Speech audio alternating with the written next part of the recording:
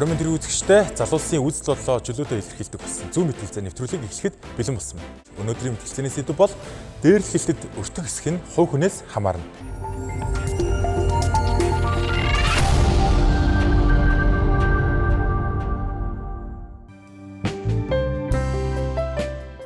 Дээрлэхэлтэд өртөх шалтгаан нь хувь хүний онцлогоос хамаарах уу? Эсвэл эргэн тойрон нийгмийн хүчин зүйлүүд илүү нөлөөтэй болов уу? Өөртөө итгэлгүй, хил хязгаараа тогтоож чаддгүй хүн нь дээрлэхэлт гадуурхалтад өртөмхий байх нь түгээмэл гэдэг ч нөгөө хэсэгт ямар ч хүний зан чанараас үл хамааран сургууль болон гэр бүлийн орчин, байгууллагын соёл, харилцааны доголдлоос үүсдэг өргөн хүрээний нийгмийн асуудал гэх нь бий. Дээрлэхэлтийн асуудлыг зөвхөн хувь хүнээс хайх нь хангалтгүй бөгөөд нийгмийн харилцаа, сэтгэл зүйн дэмжлэг зэргийг хамтд нь авч үзэх шаардлагатай. Тэгвэл хүн өөрөө хүчтэй байх, өөрийгөө хамгаалах, тэмцэж сурах нь дээрлэхэлтийг зогсоох гол арга байж чадах уу?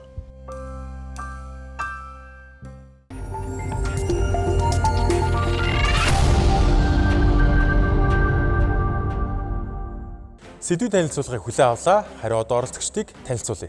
Нэгдүгээр энэ хүүхэд гэр бүл үндэс төрийн бус байгууллагын үүсгэн байгуулагч Баянзүрх дүүргийн 212 дугаар цэцэрлэгийн сэтгэл зүйч Нар мандахын Амар санаа. Хоёрдугаар энэ эрх зүйч Бигзийн Зол заяа. Гуравдугаар энэ эрх зүйч Отгон баярын Нандин цэцэг. Дөрөвдүгээр энэ Ариус сэтгэл заслын төвийн сэтгэл зүйч Цогцолмаагийн Инх бат. Оролцогчдыг танилцууллаа. Харин одоо мэтгэлцээний дүрмийг танилцуулъя. Мэтгэлцээний эхний хэсэг бол үзэл баримтлалын ихтгэл, нэгдүгээр энэ болон гуравдугаар энэ багуудын ахлагч нар өөрсдийнхөө үзэл баримтлалын ихтгэлийг хилцүүлнэ. Мэтгэлцээний дараагийн хэсэг бол дэмжлэгийн ихтгэлийн хэсэг байгаа. Энэхүү хэсгээр багийн гишүүд багийнхаа ахлагчийг дэмжсэн дэмжлэгийн ихтгэлийг явуулна. За дунд нь энийгээ ницах бүрэн боломжтой. Мэтгэлцээний дараагийн хэсэг бол модераторын хэсэг байгаа. Миний бие ихтгэлүүдийг сонссны үндсэн дээр багуудын ахлагч нараас асуулт асуув. Мэтгэлцээний дараагийн хэсэг бол нэмэлт тайлбар хэсэг байгаа. Энэ хэсгээр би багуудад 15 секундын хугацаа өгөөд энэхүү хугацаанд багууд хоорондоо ярилцсан аль нэгэн гишүүнийг нэмэлт илтгэгчээр дахин гаргана. Дараагийн хэсэг бол нэмэлт асуулт хариулт хэсэг байгаа. Энэхүү хэсгээр багийн гишүүд нөгөө багийн ахлагчаас асуулт асуух зарчмаар хоорондоо дүгэл мэтгэлцээнийг дахин хийнэ. Мэтгэлцээний төгсгөлийн хэсэг бол дүгнэлтийн хэсэг байгаа. Мэтгэлцэх тус бүр өөрийнх нь хувьд мэтгэлцээ хэрхэн яаж өрнөснийг дүгнсэн илтгэл хэлэлцүүлээд мэтгэлцээ өндөрлөнө. За энэ мэтгэлцээнийг эхлүүлье. Мэтгэлцээний сэдэв бол дээрлэхэлтэд өртөх хэсэг нь хувь хүнээс хамаарна. За тэгэхээр нэгдүгээр энэ таны хувьд яагаад хувь хүнээс хамаарна гэж үзэж байгаа вэ? За тэгэхээр таны цаг явж эхэллээ. Би хинбэ гэдэг асуулт бол өөрөө нэг тэрбум төгрөгнөөс илүү үнэтэй асуулт. Энэ асуултанд хариулж чадаагүй хүн амьдралынхаа бүхий л талбар дээр хэрхэн яагаад бусд хүмүүс надад хандаад байна? Би хэрхэн яаж аливаа зүйл тандах уу гэдэг арга барил утга учраа олдоггүй. Тэгэхээр нөгөө хувь хүн өөрийгөө бүтээдэг. Өөрийгөө бүтээхдээ нийгэм гэдэг энэ талбар дээр би сэтгэл зүйн хувьд, зан чанарын хувьд, харилцааны хувьд бүхий л төлөвшил дээрээ өөрийгөө хэрхэн яаж барьж байгуулах вэ? Нийгэмд амьдрах гэж байгаа учраас нийгэмд зөв зохистой байдлаар өөртөө болон бусдад хор хүнэлгүй байдлаар аливаа зүйлийг хэлж ярьж ойлгуулж нийгмийн нэг хэсэг байхын тулд хувь хүн өөрийнхөө төлөвшил хандлагад анхаардаг байх нь чухлаа. Зан чанарын хувьд би яг юун дээрээ суулъя? Сэтгэл зүйн хувьд юун дээрээ суулъя? Өөрийгөө илэрхийлэх чадамжийн хувьд яг ямар юм? Энэ бүхнийг таних мэднэ гэдэг бол өөрөө чухал байдаг. Хүн амьдралдаа оюун ухааныхаа өчүүхэн бага хувийг ашигладаг шигэ сэтгэл зүй зан чанарынхаа өчүүхэн бага хувийг таньж мэдсэн байдаг. Энэ нь өөрөө эргээд нийгэмдэр би ямар учраас ийм байх ёстой юм бэ? Бусад хүмүүс намайг дээрлэх ёстой юм. Бусдад би ингэж үнэлэгдэх ёстой юм гэдэг өөртөө итгэлгүй байдал үүсдэг. Тэгэхээр нөгөө өөрийгөө 100% таних мэднэ гэдэг бол өөрөө нийгмийн харилцаанд бусдад дээрлэхүүлэхгүй байх, өөртөө итгэлтэй байх хамгийн үндсэн суурь юм аа. Мэтгэлцээнд бол тодорхойлтууд бол хэрэгтэй тийм. Тэгэхээр дээрлэхэлт гэж таны зүгээс юу гэж тодорхойлж байна? Дээрлэхэлт гэдэг бол сэтгэл зүйн хувьд, зан чанарын хувьд, бие махбодын хувьд, төрлөх шинжийн хувьд ямар нэгэн байдлаар өөрийнхөө төрсөн бүрдэл хэсгээр бусдад шүүмжлэгдэх, бусдад адлагдах, бусдад дээрлэхүүлэх энэ үйл явдлыг бол одоо дээрлэхэлт гэж хэлнэ. Мөн бас бие махбодын хувьд хүчирхийлүүлэх. Бие махбодын хувьд хүчирхийлүүлэх.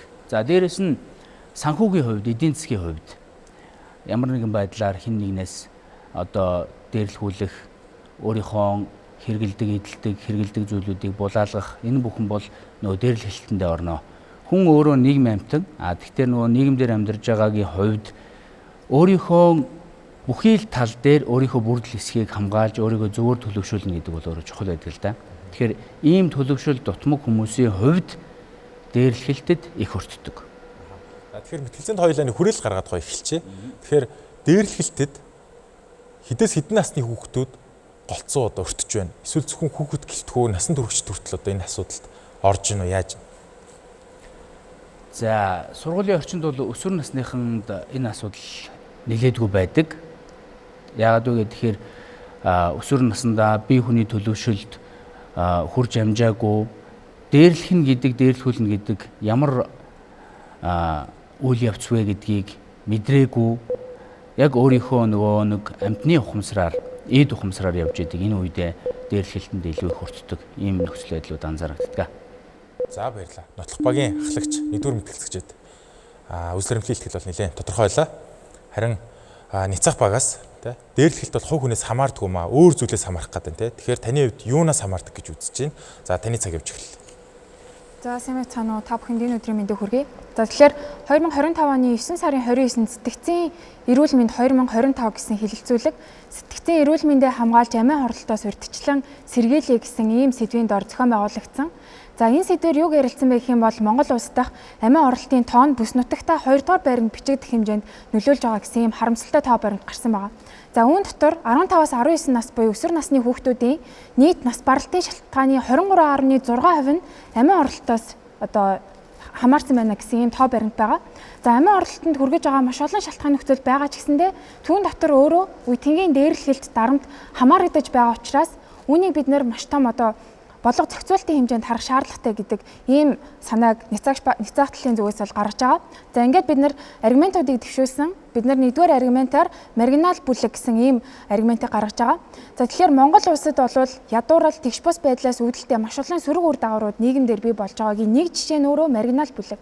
За энэ нь одоо юуг илэрхийлдэг нэр томьёо вэ гэхээр урт хугацаанд ядуурлаас болоод нийгмийн бодлого төлөвлөлт тэр дундаа боловсрал эзэмших гэх мэтчлэн эрх үүргээ эдэлж чадахгүй байгаа бүлгийг маргинал бүлэг гэдэг. За нийгмийн одоо амжиргааны түвшнээс доогуур байгаа хүчирхээлэлд өртөжсэн, гэмтэрэгт холбогдчихсэн хүүхдүүдийг бол маргинал бүлгийн хүүхдүүдээ гэж ойлгож болно. За ер нь яагаад энэ дээрлэхэлт нийгэмдэр бий болоод байгаа юм бэ гэдэгтэй холбоотой олон судалгаанууд хийгдсэн байдаг юм билээ. За үүний нэг дээр бол сэтгэл зүйн ганцаарчсан судалгааны хүрээнд гарсан нэг юм кейс байгаа. Сонгон найрхан дүүргийн захын сургууль дээр гарсан кейс өвлийн улиралд өөрөө өмсөх хувцас байхгүй учраас өөр хүүхдийн хувцсыг дээрэмдэж булааж авч дээрлэхэж өмссөн. За тэгээд өмчөө эрэхт нь халдсан энэ дээрлэлт нь удаан хугацаанд үргэлжилсэн гэх мэтчлээ. Тэгэхээр бид нар дээрлэлтэд өртөж байгаа, дээрлэлт өвөлдөж байгаа гэдэг энэ одоо оролцогч бүлгүүдийн байгаа байдлыг зөвхөн хувь хүний өөрийнхөө бие хэмбэ гэдэг асуулттай нь холбож ойлгохоос илүү эрх зүйд төрийн үндсэн одоо үүрэг нь бол боловсрал эрүүл мэнд гэх мэтчлэн олон үүргийг ингэж хангах хэрэгтэй байдгиймаа гэдгийг ойлгох хэрэгтэй. За аргумент 2-ыг дэвшүүлж байгаа энэ нь бол нийгмийн суралцсан онол гэж байгаа. За энэ онолыг бол анх сэтгэл судлаарч Альберт Бандура гэх хүн болвол дэвшүүлж исэн. Өөрөөр хэлбэл дээрлэхийд байгаа зан үйлийг бол дээрлэхийд байгаа хүүхэд өөрөө суралцдаг. Гэр бүлийн хүчирхийлэл үйлдэж байгаа аав ээжээсээ ч юм уу ойр дотны хүнээсээ хараад тэрхүү дээрлэхэлт үйлдэх зан үйлийг гаргадаг. За ингээд нөгөө нийгмийн бодлого дундаа дээрлэлт үйлдэж байгаа нь зүй ёсны юм шиг юм урамшууллын мэдрэмж авснараа энэ нь бүр зан үйл болоод тогтдог гэсэн үйлдэл байгаа. За хохирогч хүүхдэд харин ямар сөрөг нөлөө үзүүлдэг гэхээр за энэ дээр бол Норвегийн Бергений их сургуулийн сэтгэл судлаач Дан Ольвеский ч хүн судалсан байгаа. Өөрөөр хэлэх юм бол өсвөр наснда та дээрлэлтэд өртсөн байх юм бол тэр хүн насан туршдаа амьдралаа залах энэ байдал нь буурдаг, сэтгэл хямрал маш амархан өртдөг гэх мэтчлэн. Тэгэхээр энэ бол хүүхэд өөрөө шийдэж чадах асуудал биш юмаа гэж үзэж За байна. Ницах багийн ахлагчид баярлалаа. Голцоо хүүхэд гэдэг сэдв рүү илүү их орж мэтгэлцээ өрнүүлж байна. За мэтгэлцээний дараагийн хэсэг рүү шилжиж, дараагийн хэсэг бол дэмжлэгийн илтгэлийн хэсэг байгаа. 2 дугаар мэтгэлцэгч болон 4 дугаар мэтгэлцэгч. За 2 дугаар мэтгэлцэгчээс эхлэе. За багийнхаа ахлагчийн үндсэн санааг дэмжиж яваарай. За сайн бацгаана уу та бүхэндээ энэ хоороо мэндийг хүргэе. За дэмжлэгийн талаас дэмжлэгийн ихтгэлийг явахад бэлэн болсон байна. За манай багийн ахлагчийн зүгээс гаргасан санаа бол одоо би хинбэ гэдэг асуултанд эхлээд хувь хүн өөрөө хариулж байж за би яг ийм зан характертай, би яг ийм ёс зүйтэй, би яг ийм моралтай хүн юм байна шүү гэдгийг одоо өөрийгөө таньж мэдснээр бусад хүмүүст яаж хандах вэ? Эргүүлээд бусад хүмүүнээс одоо ирж байгаа тэр дарамт шахалтыг би хэрхэн давж туулж чадах вэ гэдэг одоо цаашаа ярих юм бол одоо ийм санааг гаргаж ирж болж байгаа юм. За тэгээ үндслүүдээ ярих юм бол за хувь хүний зан чанар төлөв. За тэгээ нийгмийн онцлог шинжээс хамаарат тухайн хүн дээрлэхэлтэнд өртөх хэсэг нь одоо хамаарч байгаа гэж үзэж байгаа. Жишээлх юм бол одоо Америкийн сэтгэл судлалын холбооноос гаргасан судалгаагаар өөртөө итгэлгүй байх, өөрийгөө бүр нь илэрхийлж чадахгүй байх гэх мэтчлэн энэ хувь хүний сул талуудаас болоод тухайн хүн дээрлэхэлтэнд өртөх магадлал 2-4% ингээд дахин нэмэгдэж байгаа гэж байна. Тэгэхээр хувь хүний ямар зан төлөвтэй байгаа нь дээрлэхэлтэнд өртөх магадлалтай. Дээрлэхэлт гэдэг нь одоо их олон харилцаан дээр илэрч болно. Жишээлбэл үе тэнгийн дээрлэхэлт, ажлын байран дээрх дээрлэхэлт. За жишээлбэл би саяхан надад нэг тохиолдсон ажиглалтаа та бүхэнд ярьж өгье. Нэг залуу ажлын байран дээр байдаг. Тэгээ бусдад ингэж үгүй гэж хэлж чаддаггүй. Тэгээ ингэж үгүй гэж хэлж чаддгүйгээсээ болоод бусдын ажлыг за чи ахын дүү энийг хийгээд өгч. Энэ ажлыг надад хийгээд өгч гэснээс болоод дандаа за гэсээр хагаад өөр дээрээ айгүй ачаал авч байгаа. Тэрийг шийдэж чадах хүн гэвэл тэр өөрөө. Үгүй гэж хэлээд сурчих юм бол тэр хүн тэгж өөр дээрээ ачаал дарамт тэгж их дээрлэхүүлээд байх одоо шаардлага байхгүй гэж үзэж байна.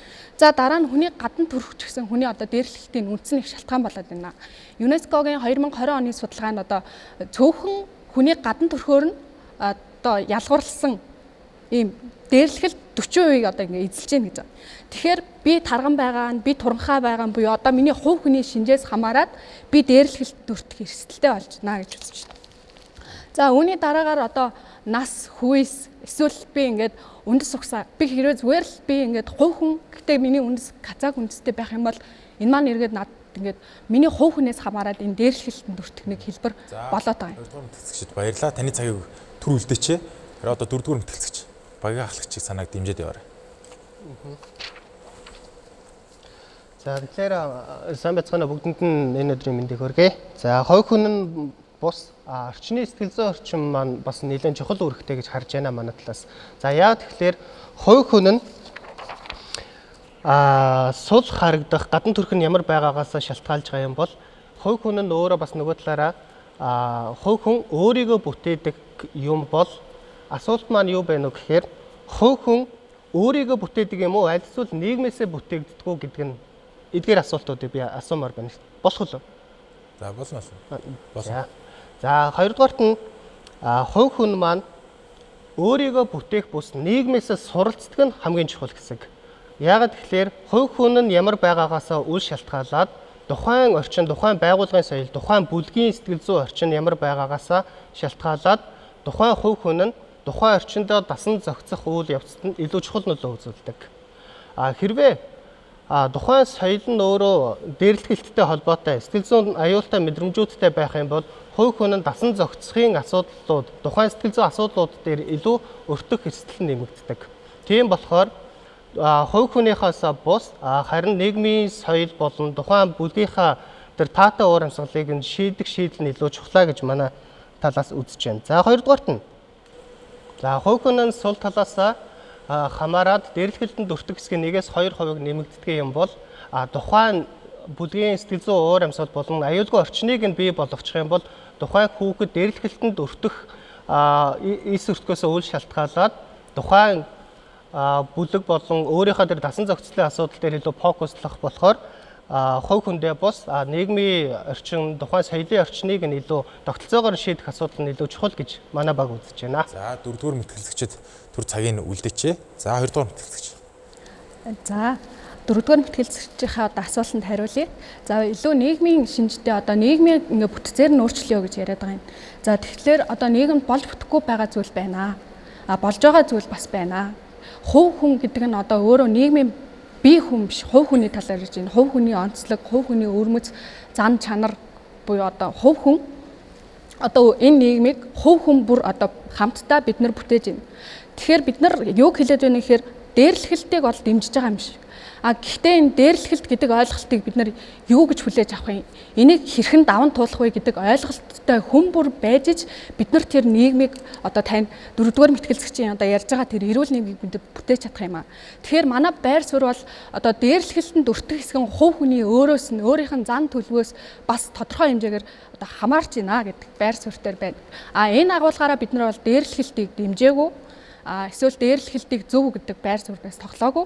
Гэхдээ бид нар хувь хүн гэдэг утгаасаа энэ бол буруу, зөв бол зөв гэдэг одоо ийм хувь хүмүүсийг гаргаж ирснээрээ бидний тэр одоо хүсээд байгаа тэр дээрлэхэлтгүй нийгэм өнөөдөр бий боллоо. Тийм болохоор эрх чөлөө сайхан байдал өөрөө ирэхгүй. Энийг бид нар өөрсдөө бий болгоно. Бид нар өөрсдөө тэмцэх хэрэгтэй гэдгийг л залуучуудад одоо уриалаад байгаа юм аа. За дөрөвдөр. Надад нэг ийм асуулт байна. Энэ юу вэ гэхээр хувь хүн нь хэрвээ гадна төрхөөрөө болон хүний дахин давтагдчихгүй байдал нь тэр тухайн дээрлэхэлтэнд өртөх хэсэг нэмэгддэг юм бол энэ нэгдүгээрт нь ёс зүйн хэм хэмжээ зөрчигдөх аюултай. Хоёрдугаар үндэс нь болохоор юу байгаа вэ гэхээр тухайн дээрлэхэлтэнд өртөж байгаа хүнийг буруутгах хандлага нэмэгддэг. Тэгвэл энэ дээр асуух асуулт нь болохоор хэрвээ хувь хүнээс шалтгаалдаг зүйл дахин давтагдчихгүй байдал нь нөлөөлдөг юм бол энэ нь хувь хүний буруу гэж үзэх юм бол ёс зүйн хэм хэмжээ болон хууль эрх зүйн хүрээнд энэ нь өөрөө бас тодорхой хэмжээний зөрчил авчирна гэж харж байна. За дараагийнх нь зүйл нь болохоор хүн өөрөө нийгмийн амьтан юм бол хүн өөрийгөө бүтээх явцад нийгмээсээ суралцж байгаа, нийгэмд болж байгаа үзэгдэл нь өөрөө хувь хүнийг бүтээх асар том юм юу болж хувирна. Жишээ нь дээрлэхэлтэнд өртөж байгаа үйл явдлыг хүүхэд хараад хэн нэгэн хараад ингэж дээрлэхэж болдгийм байна гэдэг бэлэн загварыг үүсгэх эрсдэлтэй байгаа. Тэгэхээр нийгэм болоод тухайн орчныхон соёлыг нь бид нэр өөрчилчих юм бол энийг өөрчлөхийн тулд эхлээд сургуулийн орчин дээр аваад үзэх юм бол байгууллага багш нарыг энэхүү одоо сургалтуудаар нь дамжуулаад тэр хүмүүсийг өөрчлөх тухайн хувь хүн дээрээ энэ аюултай шүү, соёлын хэм хэмжээнд болдгоо шүү гэдэг одоо нөлөөллийг хэрэгжүүлээд тэр нь анги хүүхдүүд за нөгөө талаараа багш нар дээрээ босод сургуулиуд дээрээ дамжуулах замаар нийгмээсээ дахиж суралцуулах замаар энэ асуудлуудыг шийдэхэд бүрэн боломжтой. За хоёрдугаар энэ дэр. За асуултанд хариулъя. За нийгэм гэдэг маань хувь хүмүүсээс бүрдэж байна. Тэгэхээр хувь хүмүүс маань юу хийх шаардлагатай байна вэ гэх юм бол бид нар дээрлэхэлтийг таньж мэдэх шаардлагатай байна. Хоёрдугаарт хэн хаана хандах вэ гэдгийг мэдэх шаардлагатай. За дээрлэхэлт нь даралт хэлбэрээр бас явагддаг. Энийг одоо тухайн хүн өөрөө л илэрхийлж гаргана гэсэн үг. Тэгэхээр хувь хүмүүс одоо дор бүр нээлгчээ хэрэгтэй байна. За баярлалаа. Мэтгэлцээний дараагийн хэсэг рүү шилжиж, дараагийн хэсэг бол модераторын асуулт хариулт хэсэг байгаа. За шууд нотлох багийн ахлагч 1-р эндрээс асууя. Эхний асуулт. Та өмнө хариулахгүй ч болно л доо. Өмнө дээрлэхэлтэд ер нь өртөжсэн кейс таны хувьд чинь байгаа юу? Одоо бодоход яг юунаас болж үүссэн санагддаг вэ? Хэрэв тийм кейс байгаа бол. За би яг амьдраа зогсож байна. Яагаад амьдраа зогсож байна гэдэг үгээр эхлүүлж байна вэ гэхээр би өөрөө бие жижигтэй бусд хүмүүст дээрлэхүүлэх магадлал маш өндөртэй. Тийм эр хүн. Өсвөр насндаа би бүр жижигхэн байсан. Гэхдээ би амьдралынхаа туршид хэн нэгэнд дээрлэхүүлж байгаагүй. Өөрийгөө хэлдэг байсан, ярьдаг байсан. Би айлын ганц хүүхэд учраас тэмцэгч хүүхэд. Өөрийгөө илэрхийлэх, бусдад энэ нь зөв, энэ нь буруу гэд удирдаад манлайлаад явах ийм сэтгэл зүй ухаан хандлага надад байсан учраас би хэн нэгэнд дээрлэхүүлж байсангүй. Дараагийн асуулт. За няцах талаас бол хэлж байгаа. Тэрний юу гэхээр жишээлбэл тухайн хүүхэд өмсөх өөрөө хувцгүй байгаа учраас бусдыг ингээд дээрэмдэж байна. Бусдыг ингээд дээрлэж байна. Тухайн хүүхэд өөрөө аргагүй байдалд орсон гэдэг. Хүүхдүүдийн хувьд яах аргагүй хүүхдүүдэд юу гэдэг эцэгчүүд нь илүү нөлөөлөд байгаа юм шүү. Томчууд, насан туршид. За энэ бол нөгөө салхин хаашаа хамхуул тийшээ гэж ярьдаг штэ. Болохгүй бол нийгэм тийм байна, би ч гэсэн ийм байна гэдэг энэ сонголтыг л хүмүүс хийгээд байгаа байхгүй. Тэгэхээр нөгөө манай багийн гишүүн хэлсэнчлэн хувь хүн бүрийн эрүүл зүй харилцаанаас нийгэм эрүүлжих боломжтой. Багш нар аливаа боловсролыг мэдлэгийг олгодог. Эцэг эхчүүд томчуудаас зарим зүйлийг харж сурдаг. Гэхдээ аливаа зүйлд нөгөө авах гээхээ ухаанаар хандаж аль нь зөв, аль нь буруу вэ гэдгийг дэнсэлж өөрийгөө бүтээх нь өөрөө чухал байдаг. Тухайлх юм бол одоо сонголт өглөө. Нэг хортой алим, нөгөөх нь хоргүй алим. Энийг бүр ингээд тайлбарлаад хэлээд энэ хоёроос сонгууллаа гэж бодоход хинч гэсэн хортой алимыг сонгож өөрийгөө эгүүтгэхгүй. Энэ бол бодит байдал. Энэ зүйл нь буруу юм аа. Энэ зүйл нь болохгүй юм аа гэдэг энэ нөхцөл байдлыг хувь хүн өөрөө ухамсарлаж чадвал зөв сонголтыг хийж чаддаг. За гэтэл энэ сонголтыг хийх ухамсар суралцгын процесс нь өөрөө буруу байгаа учраас аливаа нөхцөл байдалд арамчлыг дээрлэх юм дунд ангийн өсвөр насны хүүхдүүд эрэгтэй хүүхдүүд ч гэлтгүй эмэгтэй хүүхдүүд нэгийг одоо дээрлэж чинь. Тэгээ энэ асуудал дээр эцэгтэй хэлийхээр эцэг нь нэг тоохгүй гэр бүл байгаа. Багштай хэлийхээр багш нь арга хэмжээ авдаггүй. Өсрээд нэг загнаал өнгөрдөг. Тэгээ нэгнээс мөнгө нэхэх нэгийнхаа одоо өмч зүүж одоо эргэлж байгаа зүйлийг нь булааж авах. За гэрийн даалгавруудаа хийлгэх, дэлгүүрээ явуулаад тамхинд явуулах, цөнхөө өрүүлэх гэдэг ч юм уу. Иймэрхүү асуудлууд бол дунд ангийн хүүхдүүдэд бол нэлээд ажиглагдаад байна л да. Тухайн хүүхд ингээд хичнээн том хүнд ингээд хандъя гээд тэр хүүхдийг тоохгүй тохиолдлууд бол үнэхээр байгаад байна. Тэгээд энэ асуудал дээр та юу гэж бодож байна? Тэгэхээр хүн бүр тоохоо болчиход шүү дээ тэр хүүхдүүд. Өөртөө итгэлгүй байдал өөрөө энэний хамгийн гол гогцоог үүсгэж байгаа.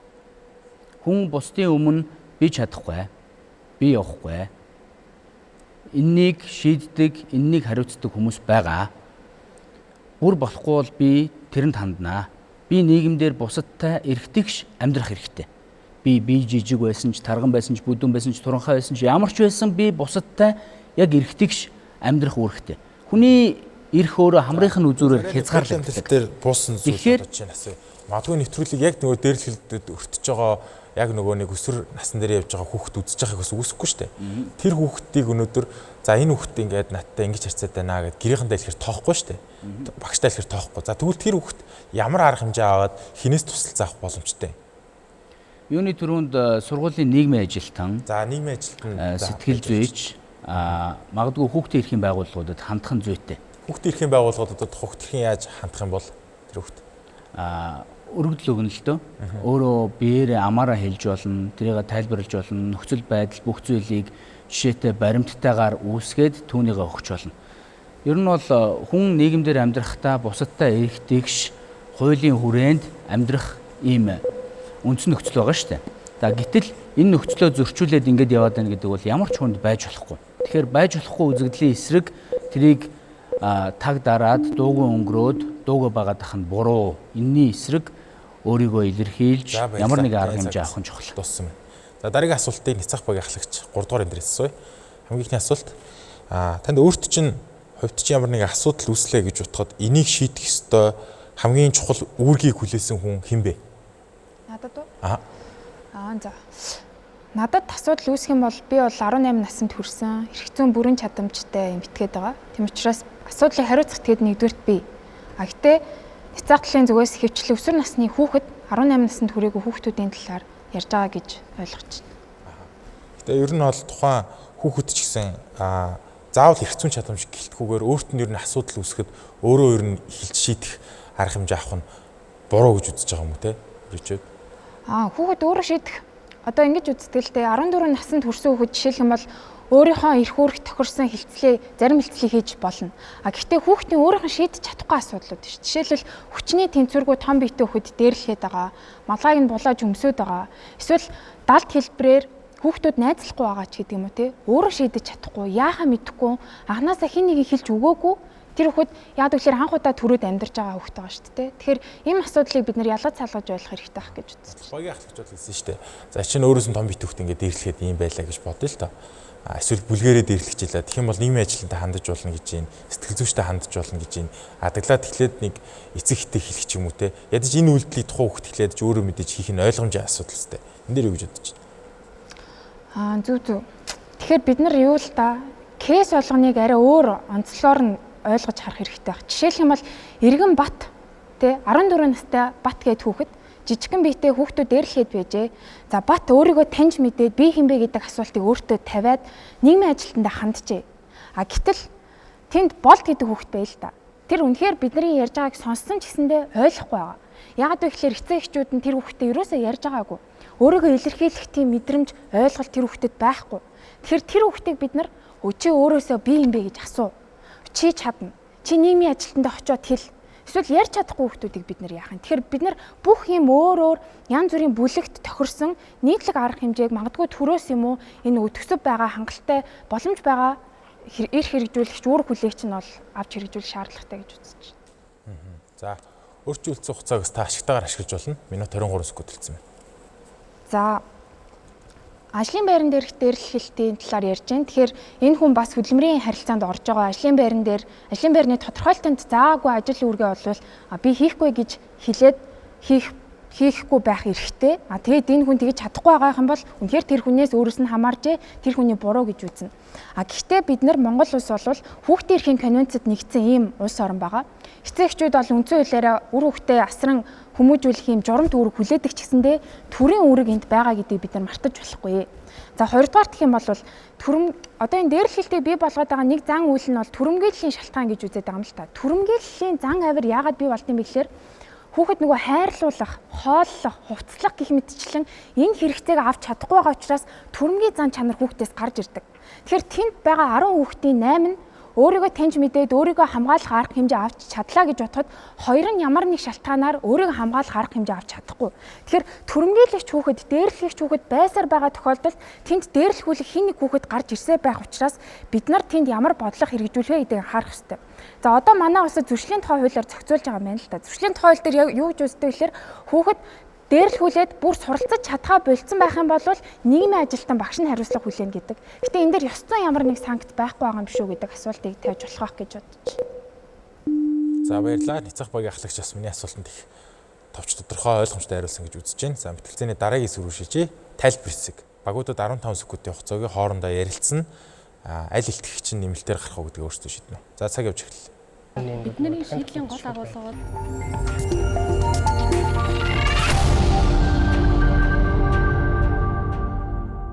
За цаг дууссан байна. Мэтгэлцээний тайлбар хэсгийг эхлүүлээ. Ницах талаас энэ удаа эхлэе. Ницах талын аль мэтгэлцэгч нь нэмэлт тайлбар хэсгээр орох вэ? За би ортой. За 3 дугаар мэтгэлцэгч буюу багийн ахлагч. Нотлох талаас мөн ялгаагүй багийн ахлагч буюу 1-р эндэр. 3 дугаар эндэрээс эхлэе. Таны цаг явж эхэллээ. За түрүүн ярьжсэн агуулгаа бас өргөжлүүлээд хэлье. За та бүхэн бас мэдж байгаа хсаа бүгднээр нь Солонгос улс бол дээрлэлтэд бол айгүй онцгой анхаардаг юм улс орн байгаа. Дээрлэлтээс үүдэлтэй амиа орлолт ч гэсэндээ онцгой анхаарал хандуулдаг. За тэгээд энэ их улс орн бол ямар арга хэмжээ авч ийн гэхээр 10 жилдээ дээрлэлтийн түүхтэй хүүхдтэй хам бол их сургуульд оролцох боломжгүй болгож байна л та. Тэгэхээр яагаад Монгол улсад магадгүй нөгөө дээрлэлтэд өртсөн түүхтэй хүүхдүүдийг хувийн иргэ дээр нь тэмдэглэл хийдэг ч юм уу те ямар нэг юм ёс зүйн хариуцлага хүлээлгэх юм бодит нөхцөл байдлыг бүрдүүлж болохгүй. За одоо бол хэд хэдэн юм журмууд боловсролын сайдаас батлсан юм журмууд уг нөхцөнд үйлдвэр үйлчилж байгаа юм билээ. Жишээлх юм бол дотор байранд хүүхдийн дээрлэлтээс урьдчилан сэргийлээ. За ерөнхий боловсролын сургуулийн орчин дах хүүхд хамгааллын бодлого их мэдчихлээ. Гэхдээ жоохон тунхагийн шин чанартай. Яг яаж тэр механик нь одоо тэр механизм нь хэрэгжих вэ гэдгийг жоохон тодорхойг байгаа. Тэгэхээр бид нар яг энэ сургууль дотор дээрлэгч хүүхд рүү чиглэсэн юм ёс зүйн санкц хэрэгжүүлээ. Мэдээж хүүхэд нийгмийн ажилтнтай ярих хэрэгтэй. Хүүхэд би хэм бэ гэж өөрөөсөө асуух нь мэдээж хэрэгтэй. Тэхийн тулд тэр энэ дээрлэлт буруу юм шүү, энэ байж болохгүй юм шүү гэдэг энэ агуулга хичээлүүдээ ч гэсэндээ орох шаардлагатай болов гэж бодож байна. За, 1-р эндэр рүү шилжүүлээ. За. Ямар ч нөхцөл байдалд байсан гэсэн хүн өөрөө өөрийгөө аваад явах чадвартай байх хэрэгтэй. Амьд үлдэх чадвар гэдэг бол өөрөө чухал шүү дээ. Ямар ч нөхцөлд. Магадгүй одоо говьцөл газар, хангай хээр газар, ямар ч газар, магадгүй хүн амьдрах боломжгүй газар байсан ч гэсэн хүн тухайн зүйлийг туулаад гарах, даваад гарах, сэтгэл зүй болоод зан чанар, дэсвэр хатуужлыг өөртөө суулгах хэрэгтэй. Нийгэм яаж ч өөрчлөгдөж болно. Магадгүй таны хэлсэн үг хуулийн өмнө очиод хэн нэгэн эрх мэдэлтэнд дээрлэхүүлчих болно. Магадгүй таны үг мөнгөний өмнө үн цэнгүүдчих болно. Өнөөдөр нийгэмдэр гарч байгаа том асуудлууд байна. Гэр бүлийн хүчирхийлэл бол ялгаагүй л одоо хайртай хүнээ дээрлэж байгаа, дарамтлаж байгаа том хэлбэр.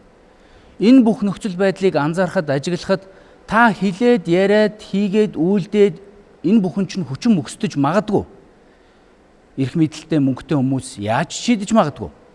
Гиглээгээд энэний өмнө бууж өгсөн байдлаар, энэний өмнө сул дорой байдлаар хэрхэвч харагдаж болохгүй. эцсийн бүлэгтээ сул дорой хүнийг л хүн дээрлэгдэг. Юм дуурч чаддаггүй. Өөртөө итгэлгүй. Магадгүй бусадтай найзалж чадах зан чанаргүй. Зожиг, хүндий. Ийм хүнийг л хүн дээрлэгдэг, олзлон авдаг. Тэгэхээр аль болох өөрийгөө хамгаалах стратеги гэдэг зүйлийг хүн болгон боловсруулах хэрэгтэй. Өнөөдөр бид нар нийгэмдэр оршин тогтнохын үүднээс өөрийгөө би яаж хамгаалах юм? Сэтгэл зүйн хувьд яаж эрүүл байх юм? Зан чанарын хувьд би яагаад бусдад нийцтэй байх юм? Бусдад би дээрлэхэхийн тулд надад ямар зүйлүүд байх ёстой юм? За нөгөө талаараа сэтгэл зүйн хувьд би хүчрхэг нийгэм байна гэдэг энэ нөхцөл байдлаар өөрийгөө бүтээнэ гэдэг бол өөрөө чухал байдаг. Өөрийгөө дорд үздэг, өөрийгөө үнэлдэггүй, өөрийгөө голдог хүн бусдад илүү их дээрлэхүүлдэг. Тэгэхээр мэдээж нөгөө нийгмээс шалтгааллах зүйлүүд байгаа ч гэсэн нийгмээс шалтгааллах зүйлүүд байна гэд бууж өгөөд байвал та хинч биш болно. Тэгэхээр мэдээж эрх зүйт төрийн дор бид нэр амьдарч байгаа. Тэгэхээр хууль бол өөрөө энэ улсын иргэдийн харилцаа, эрүүл амьдрал бүх зүйлийг шийдэж байгаа. Гэхдээ энэ болгоод өгсөн хуультай учраас магадгүй хуульгүй байсан бол бид нэр өөр юмэрээ зогсож штэ. Хуультай учраас энэ хуулийн дороо бид нэр захирагдаж би ийм эрхтэй, би үг хэл, үзэл бодол бүх зүйлээ чөлөөтэй илэрхийлэх эрхтэй, би бусадтай дэгш эрхтэй гэдэг энэ нөхцөл байдлыг үүсгэж өөрийгөө хамгаална, өөрийгөө илэрхийлнэ гэдэг бол хүн бүрийн хувьд байж болох зүйл. Гэр бүлийн орчинд, нийгмийн орчинд, ажлын байрны орчинд, сургуулийн орчинд бүх талбар дээр ер нь бол хүн өөрийнхөө төлөө тэмцэхгүй бол таны өмнөөс тэмцэх хүн ер нь бол байхгүй. За баярлалаа. За 3 дугаар энэ төлөв шилжүүлээ. За би нэг сүүлд сэтгэл готрал гэж зохиол уншсан юм байна. Гэтэ уучлаарай зохиолч нэрээ санахгүй юм л да. Тэр номон дээр сэтгэл готрал туулсан түүхээ зохиогч бичсэн байсан. Энэ бол өвчин гэж хэлж байгаа байхгүй юу? Хорт тавдартай ижилхэн маш олон сөрөг үр дагавруудыг бий болгодог. Өвлийн тухай тасралтгүй бодлууд надад орж ирдэг. Тэгэхээр бид нар одоо сэтгэл готралд өртсөн байгаа хүн дээр чи чаднаа. Чи битгий өөрийгөө гол босоод ир. Би хинбэ гэж өөрөөс асуу гэж мянга хэлээд тэр хүн өвчин тусцсан байгаа учраас сэтгцийн эрүүл мэнд нь эрүүл биш байгаа учраас тэнд ямар нэг дурдагч этгээдээс тусламж туслалцаа хэрэгтэй байна. Тэр бид нар мэдээж бага насны хүүхдийг өсгөж бойжуулахдаа чадна, ухаантай, өөртөө итгэлийн дэмжиж өсгөх нь чухал. Гэхдээ эцэг их болгон энэ үргээ биелүүлж чаддгүй юм аа. Хүүхэд болгон аав ээжтэй байдаггүй. Бүтэн хүүхдүүд ч байгаа. Өөрийгөө ямар нэг одоо насанд хүрсэн хүнээс зөв ойлголтыг авч чадаагүй хүүхдүүд байгаа. Гэтэл энэ хүүхдүүд бид нар чамаас өөрөөс ч л хамаарна штэ гэж үлдээж юрн болохгүй. За амьд үлдэх чадварын талаар ярьж ин л та. Ер нь яагаад түр үүсэн бий болсон бэ гэдэг нь энтэй холбогддог л доо. Яагаад гэвэл хүн болгон өвхлээс сайхан айцтай. Хүн төрлөختөө анх үүсэн бий болохдоо амьттанд идүүлчих гээд эсвэл хин нэг хүн хурж ирээд өөрийг нь алаад олдсон тэр аныг одоо булааж хулгайлж идчих гээд ингээд бүр ингээд аюу хэцүү хаанаас ч бол хаанаас ингээд үхэл тулж ирэх боломжтой байсан учраас төрийг анх хүн төрлөختөн бий болгосон юм а гэж үздэг. Тэгээ нийгмийн гэрээний онол байгуулагдсан гэж үздэг. Тэгэхээр бид нар татвар төлөөд энэ төрийг бий болгоод төсөв бүрдүүлж байгаа бол төсвийн тодорхой нэг хөрөнгө нь боловсролын яамаараа дамжуулаад сургалтын хөтөлбөрөөр дамжуулаад тэнд байгаа бүх хүүхдүүдэд хүртээмжтэй тэгш байдлаар хүрэх ёстой. Дээрлэлтэд нөлөө үзүүлэх ёстой. Одоо бид нар ингээд дээрлэлт өртөх хэсэг нь хувь хүнээс хамаарна гэдэг ингээд тунхаглаж л да. Энэ үг бол үнэхээр үнэн те. Одоо манай нотлох багийн талаас ярьж байгаа бүх санаануудаар бол үнэн гэдэг нь ойлгомжтой. Гэхдээ ингээд тунхаглах юм бол төрд хүлээсэн ямар нэг үүргийг бид нар хасчихна. Бүх ингээд ямар нэг тэнд хаалганы ард өрнж байгаа магадгүй цахим хэлбэрийн дээрлэлтийг бид нар зүгээр л ингээд ямар ч зохицуултгүйгээр үлдээчих байхгүй. Тэгээд юу гэж хэлвэ гэхээр хувь хүн чамаас л хамаарна шүү дээ гэдэг. Тэгэд энэ нь түрүү миний эхэндээ хэлсэнчлэн 23.6% амиа орлолт байгаа гэдгийг бол мартаж болохгүй байх гэж үзэж байна. За баярлалаа нэг төрөн дээр. За мэдээж одоо хувь хүн болгон сэтгэл зүйн хувьд, зан чанарын хувьд өөрийгөө бүтээдгээ гэж би хэлсэн шүү дээ. Сэтгэл готролд ороод яваад байгаагийн үндсэн суурь шалтгаан нь юу юм? Хувь хүн өөрийнхөө сэтгэл зүйг эрүүл байлгах тал дээр анхаардаггүй энэ талын мэдлэг боловсралгүй байдлууд. За дан ганц одоо сургуулийн орчныг л ярих гэдэг юм л да. Сургуулийн орчноос гадна ажлын байран дээрх, за тэгэл цаашаа нийгэм дээрх энэ бүх асуудлууд. Одоо монголчин ингээл нэг стрессээ дүүрэн байна шүү дээ. Замын хөдөлгөөн дээр гээд ихтэл нэг хүн дохио өгөхгүй урдуур нь орохтол бүр амь тавих гэж байгаа юм шиг стресстэй бухимддгаас өксүүлэл зөндөө юмнууд байна. Тэгэхээр энэ бүх нөхцөл байдлын үндсэн суурь шалтгаан чинь нийгэмдэр бие аваад явах үс хэмжээний дүрмийг мөрддөг, сахидаг, баримталдаг, хувь хүнийг бүтээж иж, бий болгож иж, ийм иргэд олон болж иж асуудал өөрөөр яригдах гэдэг. За тухайлах юм бол засан бөмбөлгийн онол гэж байдаг. Нэг жижигхэн засыг өнхрүүлж явсаар байгаа том болгодог шиг өнөөдөр нэг хүн нөгөөдөө нөлөөлөөд зөв үзэл баримтлалыг бий болгож чадчих, энэ чинээс эрүүл зүйн нийгэм үүснэ. За баярлалаа. 3 дугаар эндэрт нэг 31 секунд явах цаалцсан байна. За. Ер нь бол нотлогч талын дэмж одоо ярьж байгаа санаануудыг бол ойлгож байгаа, дэмжиж байгаа. Гэхдээ яг тэргээр нь зөвхөн хувь хүмүүст найдаад үлдээж болохгүй гэдэг л санааг бол няцаашлалын зүгээс төвшүүлж ин гэж ойлгож байна. За Африкийн улс орнуудад хийгдсэн судалгаа байгаа юм л да. Дээрлэхэлтэд өртөөд ер нь юу болж байна гэдэг тохирогч хүүхдүүд дээр хийсэн судалгаа арх, тамхи, мансууруулах байцын хэрэглээ болон бэлгийн одоо тийм эрсдэл зан үйл нэмэгдэхэд бүр шууд бусаар биш, шуудаар нөлөөлдөг байгаа. Энэ тоо хэмжээ нэмэгддэг гэдгийг харагдсан. Тэгэхээр бид нар бол зайлшгүй анхаарах хэрэгтэй, зохицуултууд хэрэгтэй, хүүхдүүд, эцэг их, нийгмийн ажилтан, төр бүгд анхаарах хэрэгтэй гэж үзэж байна. За баярлалаа. Эцэг талаасыг өөрийнхөө байр суурийг хамгаалах зорилгоор нэмэлт фактуудыг бас 2-3-аар нэлийн оновчтой оруулж өглөө. Харин нотлогчийн ахлагч бас өөрийнхөө үзэл баримтлалын аргументээр дэмжиж өглөө гэж үзэж байна. За мэтгэлцээний дараагийн хэсэг үргэлжлүүлж, дараагийн хэсэг бол нэмэлт асуулт хариулт хэсэг. 2 дугаар эндэр болон 4 дугаар эндэрээс эхлэе. За 2 дугаар эндэр няцаах талаас асуух асуултаа асууна. Асуулт эхлэе. Дээрлэхэлтээс одоо урьдчилсан сэргийлэх хамгийн том гэх үү эсвэл хамгийн давуу талтай аргууд юу байх вэ? За 4 дугаар эндэр хариул. За давуу талтай аргуудаар гэх юм бол түрүүний хэлсэнчлэн хувь хүн нийгмээсээ суралцсан хүрээнд авч үзэх юм бол тухайн нийгэм соёлын эрэг тэр сэтгэл зүйн уур амьсгалуудыг нь бий болгох нь хамгийн чухал гэж үзэж байна. За энэний тулд тухайн хувь хүний сэтгцэн эрүүл мэндийн байдал, хууль эрх зүйн орчны мэдлэг чадварууд болон нөгөө талаараа гэр бүл нийгэм соёлынхаа хүрээнд бүх тэр мэдээллүүдийг нь өгөх тэр хувь хүмүүсийг нийгэм талаас нь хөгжүүлэх нь маш чухал гэж харж байна. Тэгэхээр энэний үүдэн дээр дараагийн асуулт. За төр иргэнэ дээрлэх боломжтой юу? Тогтолцооны хувьд бол боломжтой гэж харж байна. За энэ нь юу вэ гэх юм бол түрүүний хэлсэнчлэн дараагийн асуулт.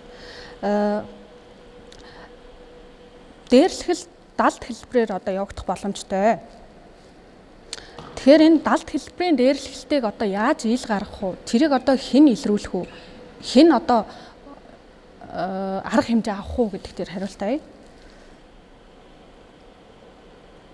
За энэ дээр сургуулийн хүрээнд дээр авч үзэх юм бол нийгмийн ажилтан болон боловсролын сэтгэл зүйчнэр энэ тал дээр ажилладаг. Тэгэхээр хувь хүмүүс маань сэтгэл зүйчдэр хувь хүнийхээ нууцуудыг хэлдэг болохоор тухайн байгууллагын мэрэгчлэнүүд нь энэ нь сургууль хамгаалах бодлогоороо дамжуулаад холбогдох байгууллагуудад нь холбон зуршлах үйл ажиллагаа явуулж тэгж шийддэг. За 4 дугаар эндэр маань одоо 2 дугаар эндэрээс асууна.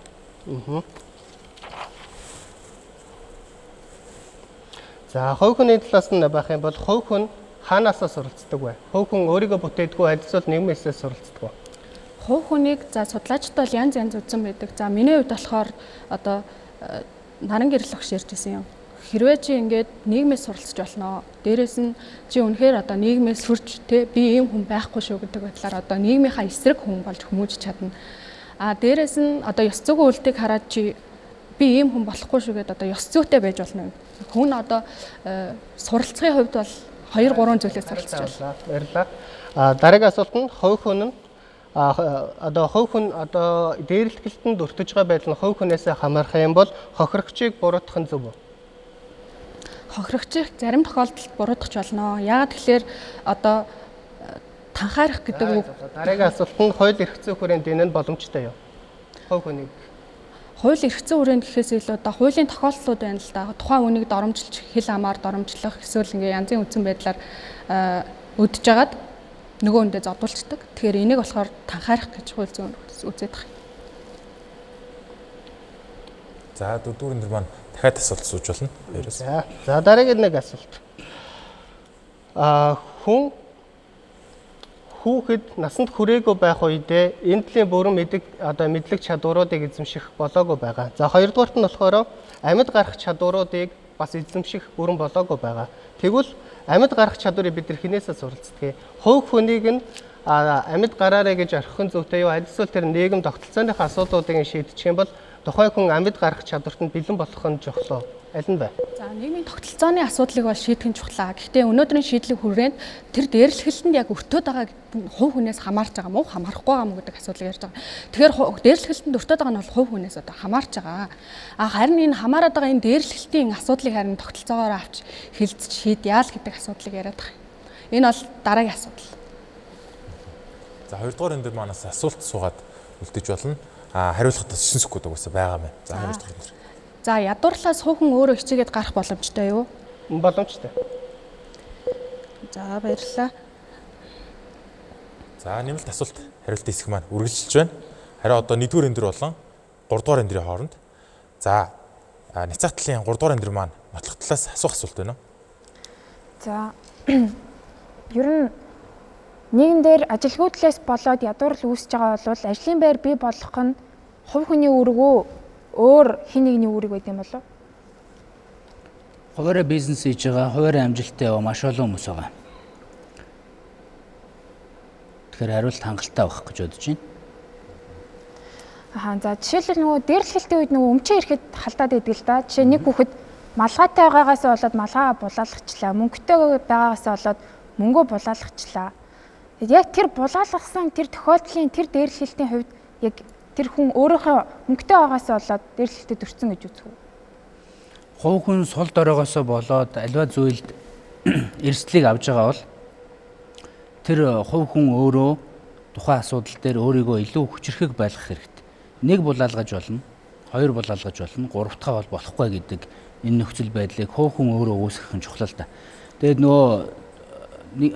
нөгөө багийн ахлагчийн яриад байгаачлан үнэхээр гэр бүлийн орчноос, нийгмийн орчноос хүн суралцдаг.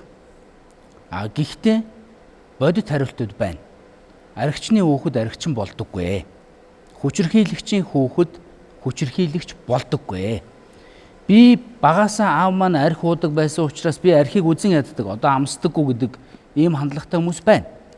Аав маань ээжийг маань зоддог байсан. Гэхдээ би хизээч одоо эмэгтэй хүнд гар хөрөхгүй гэдэг энэ ухамсарыг тээцсэн залуучууд ч байна. Тэгэхээр нөгөө аливаа зүйлийг давтахгүй байх их хүндэс чинь өөрөө хаанаас эхэлж байгаа вэ гэхээр тухайн хүн үүнд ямар хариу уруул үзүүлж байна вэ гэдгээс бүрэн хамаарч байна гэж ойлгож байна. За 1-р эндэрт Няцаах талаас асуух асуулт байна уу? Хэрвээ нийгмээс аливаа зүйлийг хүн хамааралтай байгаад идэм бол нийгэм тийм байгаад байхыг одоо зөвшөөрөөд байх нь өөрөө зөв үү? За тухайлах юм бол нийгмээс одоо эдийн засгийн хувьд, санхүүгийн хувьд бүх зүйл нь хамааралтай байгаад би энэнд ингээл байх ёстой гэдэг ийм номой байдалд автаад байх нь зөв үл гэсэн утгатай. Зөв. Ер нь эрх мэдлийн тэнцвэргүй байдал гэдэг ойлголт байгаа. Жишээлбэл бол хувь хүн ганцаараа хууль тогтоох эрх мэдлийг хэрэгжүүлж чадахгүй. Хувь хүн ганцаараа яамны бүрийн эрхийг хэрэгжүүлж чадахгүй. Хувь хүн ганцаараа татвар хэдэн үе байхыг шийдэж чадахгүй. Тэгэхээр хувь хүний шийдэж чадах зүйл шийдэж чадахгүй зүйл гэж байгаа. Шийдэж чадахгүй зүйлийг болов шийдэж чадахын нэгэнд нүүх хэрэгтэй. Нийгэм дээр бол та жишээлбэл хэдэн төгрөгийн татвар төлөх вэ гэдэг бол та нийгмээс хамаарахаас өөр аргагүй асуудал байна. Тэр хэрвээ татвар хит өндөр гэж үзэж байгаа бол та тэн дээр тэмцэх хэрэгтэй. Та төрдөл хандхаас өөр аргагүй болно. Тэгэхээр бид нар бүх юмыг хувь хүн өөрөөс хамаарна гэж үзэх нь бол өрөөсгөл юм а гэж үзэж байна. За 1-р эндэрт дахиад асуулт байна уу? Хэрвээ хувь хүний өөрийнх нь хүчгүй сул дорой байдалд бусд хит их өрөөсөглөөр дээрлэлтэйгээр хандаад байх нь өөрөө зөв юм уу? Энэ тал дээр юу гэж бодож байна? Тэгэхээр нөгөө ялгаатай байдлыг хүлээн зөвшөөрнө гэдэг ойлголт байгаа тий. Хэдүүлээ тэрийг ерөөсөө мартаж болохгүй хаа. Ялгаатай байдлыг хүлээн зөвшөөрнө гэдэг бол хин нэг хүн хүчтэй байхыг хүлээн зөвшөөрнө. Нөгөө талаар хин нэг хүн хүчгүй байхыг ч гэсэндээ хүлээн зөвшөөрнө гэдэг ойлголт. Бид нар одоо жишээлбэл хөгжлийн бэрхшээлтэй хүүхдүүдийг ярьж болно шүү дээ. Одоо юу гэдэг хүчний дасгал хийж чадахгүй, эсвэл магадгүй өөрийгөө илэрхийлээд ярьж чадахгүй байгаа. Энэ бүх нөхцөл байдлыг бодолцох хэрэгтэй. Тэгэхээр энэ дээр бол би жишээ нь жимд явахгүй, хүчтэй болохгүй байх эрхтэй. Энэ бол миний эрх. Тэрийг та хин нэг хүн дээрлэлтэд өртөхгүй байхын тулд заавал хүчтэй байх хэрэгтэй, заавал өөрийгөө танин мэдэх хэрэгтэй гэдэг байгаа нь орчин үеийн хүн төрөлхтний бүтээж байгаа тогтолцоонд арай нийцэхгүй болов гэж харж байна. За баярлалаа. Энэ үрээд нэмэлт асуулт хариулт хэсэг маань өндөрлж байна. Мэтгэлцээний дараагийн суулгах дүгнэлтийн илтгэлийн хэсэг. За тэгэхээр өнөөдрийн мэтгэлцээний сэдэв маань бол яг дээрлэлтэлд өртөх нь хувь хүнээс өөрөөс нь хамаарах уу үгүй байсан. Тэгэхээр хувь хүнээс хамаарна буюу энэ талаас таны хувьд ницах тал юу буруу ярив, танаа зүгээс юу зөв ярив гэдгийг дүгнэлтийн илтгэлээ хийн үү мэн нэгдүгээр эндрийг урьж байна. За таны За ерөнхийдөө дүгнэхэд энэ бол нэг заасны хоёр тал юм аа. Хүн нийгмийн бүтээгдэхүүн гэхдээ олон хүмүүс нийлээд нийгмийг бүтээдэг. Нэг заасны хоёр тал. Магадгүй хууль эрх зүйн орчин дутмаг хэрэгждэггүй, төр нь хамгаалах механизмгүй бүх нөхцөл байдал нь бүрдсэн үед хүн мянга хичээгээд нэмэргүй. Нөгөө талаасаа эрх зүйд төрийн доор амьдарч ийж жижигнээс ихсүүлээд том зүйлүүд дээр өөрийгөө хэлж илэрхийлж чадахгүй, өөрийгөө энэ нийгэмдэр амьд үлдээж чадахгүй, сэтгэл зүгээрээ гутраад шаналаад, за магадгүй гэр бүлийн хүчирхийллийн асуудал, хин нэгэнд бүлэгддэг асуудал байсан ч гэсэн тэрний эсрэг үг дуугарах чадваргүй, өөрийгөө илэрхийлэх чадваргүй бол тухайнаас хамаарна. Тэгэхээр ямар ч нөхцөл байдал байсан гэсэн хүн аливаа зүйлийг сэтгээд, аливаа зүйлийг бодоод, тунгаагаад, хэл хязгаар тогтоогоод өөрийнхөө аюулгүй бүсийг хүн өөрөө үүсгэх хэрэгтэй. Энэ бол бүх хүний хувьд чухал. Хүүхдийн хувьд чухал, томчуудын хувьд чухал. Одоо цэцэрлэгийн орчин байлаа гэж бодоход цэцэрлэгийн орчинд мөн л ялгаагүй одоо бусдад самардуулах, майжуулах гэл янз бүрийн зүйлүүд гардаг шүү дээ. Тэгэхээр энэ үед хүн төрлөх инстинктээр одоо түрүүн нэгдүгээр багийн эрхтэй хэлсэн, нөгөө багийн эрхтэй хэлсэн. Бага насны хүүхэд өөрийгөө хамгаалах чадваргүй одоо амьд үлдэх гэж ярьж штэ. Харин ч амьтны зөнгөөрөө ямар ч хүнд шоргоолзонд ч бий. Ямар ч хүнд өөрийгөө хамгаалах механизм тодорхой хэмжээгээр байдаг. Тэгэхээр энэ механизмыг ажилуулна гэдэг чинь өөрөө тэр хүний өөрийгөө удирдах, өөрийгөө тухайн орчиндөө дасан зохицуулж явах энэ нөхцөл байдлаас үүдэлтэй. Тэгэхээр энэ бол нэг зоосны хоёр тал юм аа. Нэгдүгээр нөгөө багийн ярьж байгаа зүйлүүд бол бүгд зөв гэж бодож байна. За баярлалаа. Дөрөвдүгээр эндрийн дүгнэлтийн илтгэл хэлцүүлэх цаг боллоо. Таны хувьд нотлох тал яг юун дээр алдаад байна? Юу буруу яриад байна? Ницах багийн хамгийн чухал аргумент таны хувьд юу байв? За таны дүгнэлт явж эхэллээ. За хувь хүний ялгаатай байдал дахин давтагдчихгүй байдлыг бид нэр орхисон болов гэсэн бодол надад төрлөө. За энэ нь яагаад вэ гэхээр хэрвээ хүүхэд дахин одоо энэ бүрэн энэ чадваруудыг эзэмших нь өөрөө нийгмээсээ буюу эргэн тойрны орчноосоо нөлөөлдөг гэж үзэж байгаа. Тэгэхээр хувь хүн талд нь хэтэрхий найдаад орхичих юм бол энэ нь яс зүйн хэмжээнд болон тэр тухайн хувь хүнд нь тэр нөхцөл байдлуудад ингээд хаалттай байдлуудыг үүсгэх. Энэ тал дээр алдсан болов уу гэж бодож байна. Нотлох талаас бол яриад байгаа. Ер нь өөртөө ингээд 100% итгэлтэй байх хэвээр, өөрийгөө хамгаалж явах хэвээр, хүн ер нь тийм номоо байж болохгүй, бусдаас хараатай байж болохгүй гэдээ ярьж байна. Харин ницах тал болохоор яг энэ дэр яг голцоо ямар төрлийн ницаалтыг өнгөрөө энэ дэр. За багийн ахлагч чинь бол хэлсэн шүү дээ, тэ. Яг жишээ нь хүчтэй байх, хүчгүй байх эрх нь ингээ надад бол байгаа. Би заавал хүчтэй байх албагүй гэдэгс. Яг энтэй адилхан өөр ямар ницаалтууд байна? За энэ дээр юу байгаа вэ гэхээр хэрвээ тухайн байгууллагын соёл, тухайн нийгмийн соёл дээр нь ямар нэгэн харилцааны асуудлууд байх юм бол тэр нь өөрөө хөөхөн хүчтэй байсан ч гэсэн дээрлэхэлтэнд өртөх тэр боломжуудыг нэмэгдүүлнэ. Хэрвээ тэр одоо нийгэм сэтгэл зүйн онцлог тэр аюулгүй байдлуудыг бид нар бий болгочих юм бол тухайн хөөхөн хаанч байсан, хинтээч байсан тэр дээрлэхэлтэнд өртөх тогтолцоогоор нь шийдчих юм бол тэр хөөхөн тэр дээрлэхэлтэнд өртөх магадлал нь тэр хэмжээгээр багасна. Тэр хүн хүчтэй байна уу, амьд гарах чадвартай байна уу, ямар нэгэн байдлаар сэтгцийн хувьд ч гэсэн эрүүл мэндийн хувьд хууль эрх зүйн хүрээд мэдлэг чадвартай байна уугаасаа үл шалтгаалаад тухайн орчинд нь аюулгүй байх юм бол тэрэнд нь дасан зохицох, амьд гарах чадварууд нь энэ дэр тийм их шаардлага гарахгүй. Тэгэхээр нийгэм талаасаа бол тэр орчныг нь шийдэх, тогтолцоогоор нь шийдэх нь хамгийн чухал гэж үзэж байгаа. За тогтолцоо нь ямар тогтолцоо байна гэж бодож байна? За нийгмийн үзэгдэл дээр нь буюу тухайн тогтолцоо нь өөрөө харилцааны хувьд аюултай шүү гэдэг мэдрэмжийг аль эсвэл тухайн харилцаан дээр хэн нэгэн дээрлэхэлж байгаа тэр үйл явдал байгаа нь өөр аюултай гэдэг мэдрэмжүүдийг үүсгэнэ. Тэгэх юм бол хувь хүн нь нийгэмд болж байгаа үйл явцуудыг хараад даган дуурах ийм үзэгдэл байдаг юм байна шүү дээ. Би ч гэсэн дээрлэхүүлэхгүй тул дээрлэх ёстой юм байна шүү дээ гэдэг тэр одоо юу гэдэг загвар нь бий болчихно гэсэн үг. За дөрөвдүгээр өндөртөө баярлалаа. За нотлох багийн хамгийн сүүлийн дүгнэлтийн илтгэл 2 дугаар энэ дэр таны хувьд няцах тал юг буруу ярьж байна. Танай хамгийн чухал аргумент юу байсан бэ? За баярлалаа. Дүгнэлтийн илтгэл рүүгээ оръё. За хоёр талаас бол өөрсдийн санаагаа гаргасан хоёр аргументтэй тоглолоо. За манай няцах талын зүгээс яг юг буруу ярьчих вэ гэдэг тал дээр бол хувь хүн бие хувь хүн хоёр тусдаа ойлголт юм аа. Бие хүн бол нийгмийн ойлголт, тэр хүн өвчтөй байна уу, ядуурл байна уу? Бид нар бол хувь хүнийг яриад байгаа. Хувь хүн гэдэг маань одоо зүгээр л миний оршуу, би одоо ураанхаа үндэстэй, эсвэл би тэдэн настай, эсвэл би эмэгтэй хүүстэй гэдэг ч юм уу. Тэгээ миний сэтгэл зүй юм гэдэг ч юм уу. Иймэрхүү агуулгуудыг одоо ойлгуулсан. Ойлголт. Тэгэхээр ойлголтын зөрүү бие хүн дээр яг бие хүн юм уу, хувь хүн юм уу гэдэг дээр одоо ойлголтын зөрүү гарч байна гэж үзсэн байна. За дээрэс нь энэ дээрлэхэлтэнд өртөх эсэх нь одоо тэр тухайн дээрлэж байгаа хүний зан авираас гадна ямар хүнийг дээрлэх вэ буюу одоо тэр сэтгэл зүйн өөрийгөө хамгаалах чадваргүй сул хүнийг очиж ингэж дээрлэхэд байгаа нь тэр одоо дээрлүүлж байгаа хүнээс бас хамаарат байгаа. Тэгэхээр дээрлэхэлд өртөх эсэх нь одоо тухайн хүнээс хамаарч байна. Харин манай няцаах талын зүгээс ямар арга хэмжээ авах вэ? Бүгдээрээ нийгмээрээ яах вэ гэдэг асуудлыг ярьж байна. Тэгэхээр манай шийдэл бол хувь хүнээс хамаарат байгаа мó хамаарахгүй байгаа мó гэдэг асуудал яригдчихэв. Тэгэхээр шийдлээ жоохон ойлгох.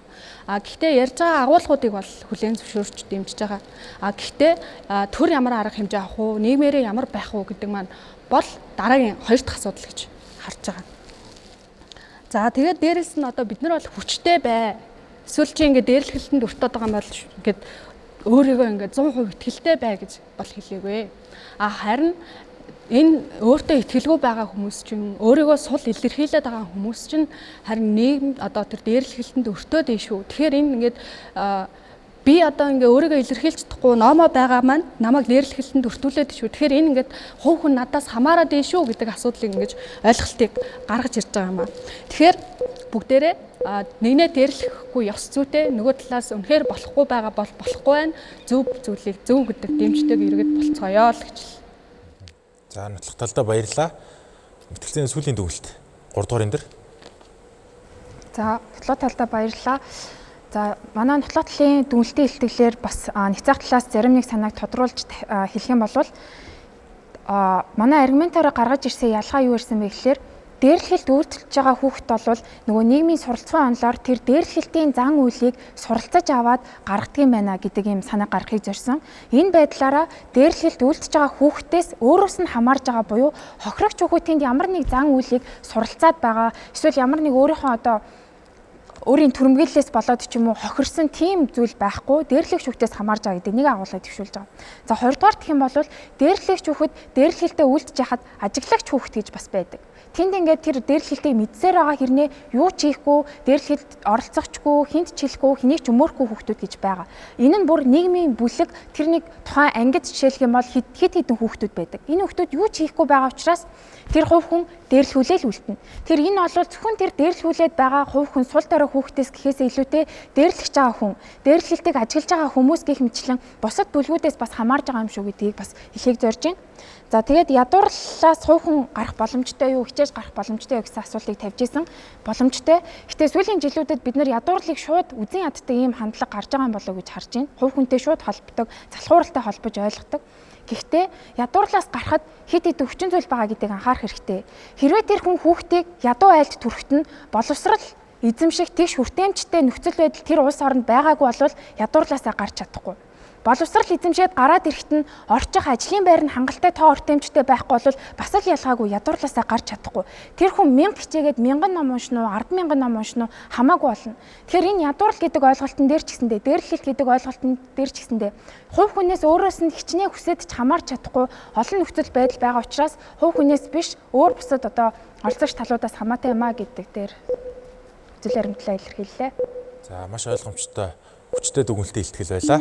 3 дугаар энтертэй баярлалаа. За энэ үрээд мэтгэлцээ өндөрлж байна. За миний хувьд бол товчхон дүгнэлт хэлье. За ямар ч гэсэн мэтгэлцээ бол өөр өөрсдийн гэсэн үзэл баримталтай хоёр талаасаа сөргөлдөө тэмцэлтэх ёстой.